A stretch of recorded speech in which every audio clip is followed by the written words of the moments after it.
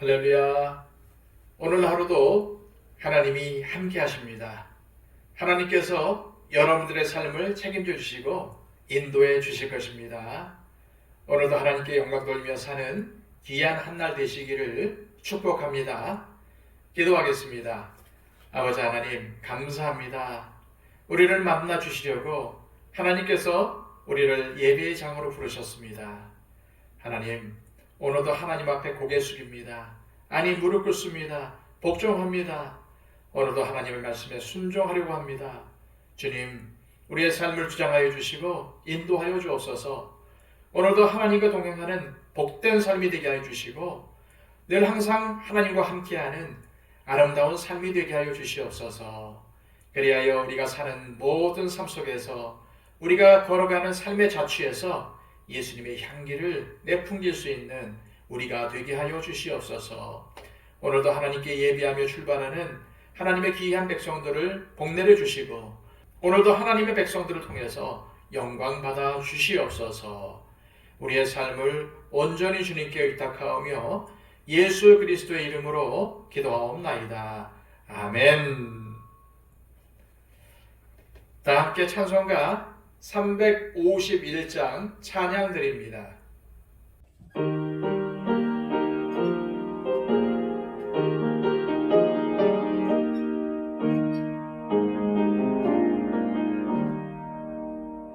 믿는 사람들은 주의 군사니 앞서가신 주를 따라갑시다. 우리 대장 예수 길을 들고서 접전하는 곳에 가신 것 보라. 믿는 사람들은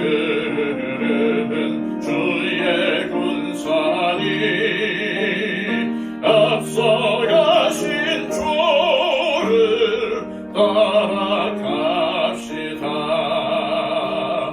원수 마귀 모두 쫓겨가기를 예수 이름 듣고 겁이 나니라. 우리 찬송 듣고 지옥 떨리니 형제들아 주를 찬송합시다. 믿는 사람들은 주의 군사니 앞서가신 주를 따라갑시다. 세상 나라들은 멸망당하나 예수 교회 영영 왕성하리라.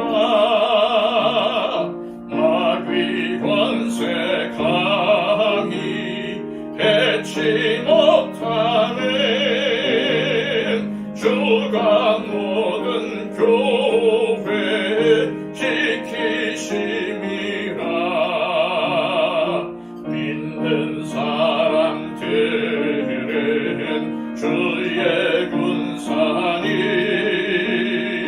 앞서가신 주를 따라갑시다. 백성들아 와서 함께 모여서 우리 모두 함께 예가 부르세.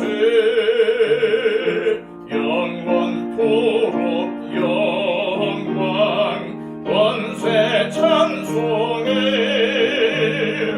우리 임금 주께 돌려보내세. 믿는 사람들은 주의 군사니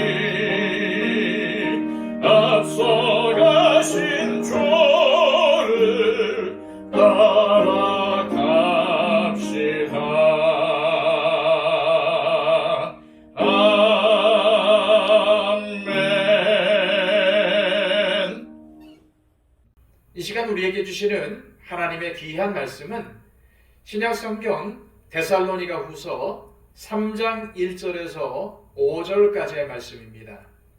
신약성경 335쪽입니다.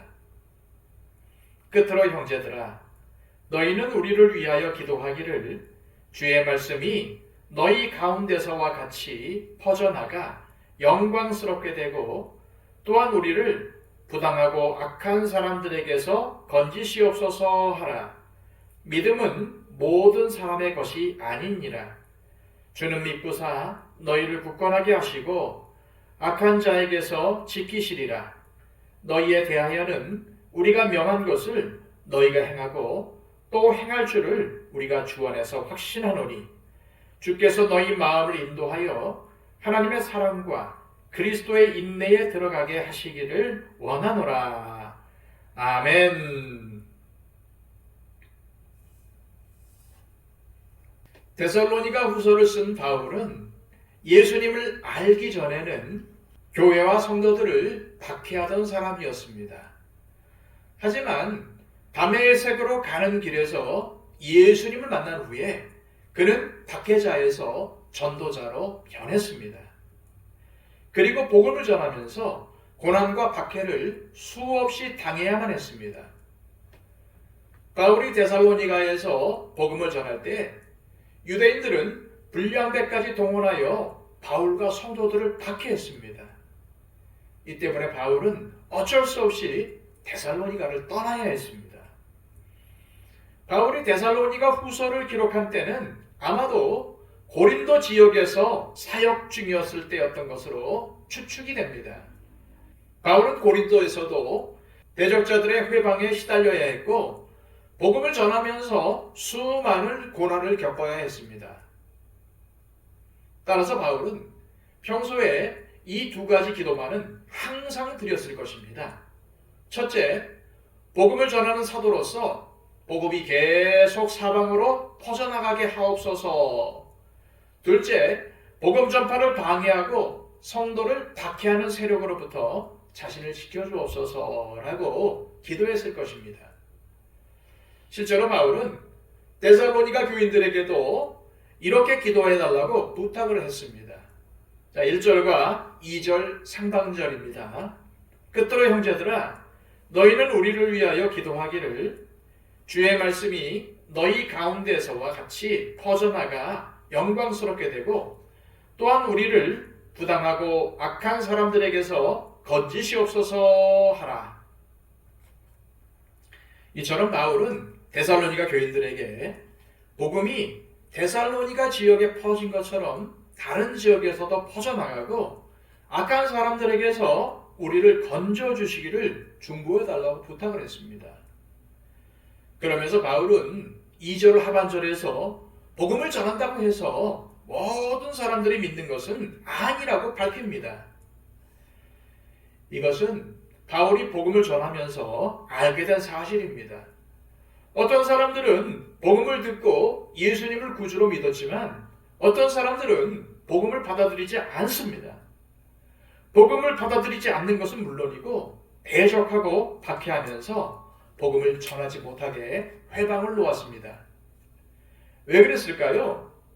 그들에게는 믿음이 없었기 때문입니다. 그래서 바울은 믿음은 모든 사람들의 것이 아니라고 말씀했던 것입니다.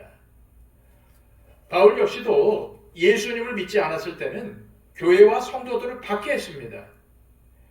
이 때문에 바울은 예수님을 전하는 사도가 된 게 얼마나 자신에게 큰 은혜인지를 늘 고백했던 겁니다. 그래서 정말 빚진 자의 심정으로 목숨을 걸고 여러 지역을 다니면서 복음을 전했던 것입니다. 우리도 바울처럼 이 두 가지 기도만은 꼭 드려야 하겠습니다. 먼저 주께서 세우신 교회를 통해서 복음이 우리 지역사회와 세계에 전파되게 해달라고 기도해야 합니다. 주의 말씀이 온 세계에 퍼져나가게 해달라고 기도해야 합니다. 그리고 이 귀한 일을 위해서 우리 교회가 또 우리가 주님의 도구로 사용되게 해주옵소서라고 기도해야 합니다. 그렇게 기도해 주시기를 바랍니다. 주님께서 우리 기도를 들으시고 우리를 통해 귀한 전도와 선교의 열매를 맺어갈 것입니다. 다음으로는 악한 세력으로부터 교회와 성도들을 지켜달라고 기도해야 합니다. 지금도 세계에는 여전히 교회와 성도들이 박해당하는 곳이 있습니다. 목숨을 걸고 주님을 믿으며 복음을 전하는 전도자들도 있습니다. 주님께서 그들을 악한 세력으로부터 보호해 주시며 구원해 달라고, 건져 달라고 기도해 주시기를 바랍니다. 물론 우리나라에는 물리적인 박해는 없는 편이지만 반기독교인들의 활동이 얼마나 활발하게 이루어지는지 모릅니다. 특히 이들의 활동은 온라인상에서 아주 두드러집니다. 그들은 온라인 활동을 통해서 세상 사람들에게 기독교와 교회에 대해서 부정적인 이미지를 심어줘서 세상 사람들이 예수님을 믿지 않게 하려는데 주력하고 있습니다. 이 때문에 시험에 들어서 교회를 떠나는 사람들도 있고 반기독교 세력에 합세해서 활동하는 일까지 벌어지고 있는 상황입니다. 그런데 우리와 가장 가까운 거리에 있으면서도 정말 말도 못하는 심한 고난을 받는 사람들이 있습니다. 바로 북한 동포들입니다. 북한에서 신앙생활을 하는 사람들은 가장 악한 세력의 위협 속에서 목숨을 걸고 믿음을 지키고 있습니다. 기독교인이라는 것이 발각이 되면은 강제 수용소에 가거나 공개 처형을 당하는 일까지 벌어지는 곳이 바로 북한입니다. 그러므로 우리는 하나님께서 북한의 성도들을 지켜달라고 기도해야 합니다.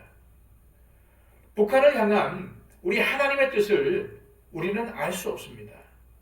따라서 북한에서 숨어서 믿음을 지키고 있는 분들을 위해서 우리가 할 수 있는 최고의 방법은 바로 기도입니다.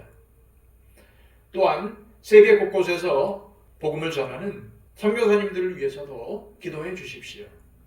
그분들을 악한 세력으로부터 구해 주시며 끝까지 주어진 소명을 다할 수 있도록 기도해 주시기를 바랍니다.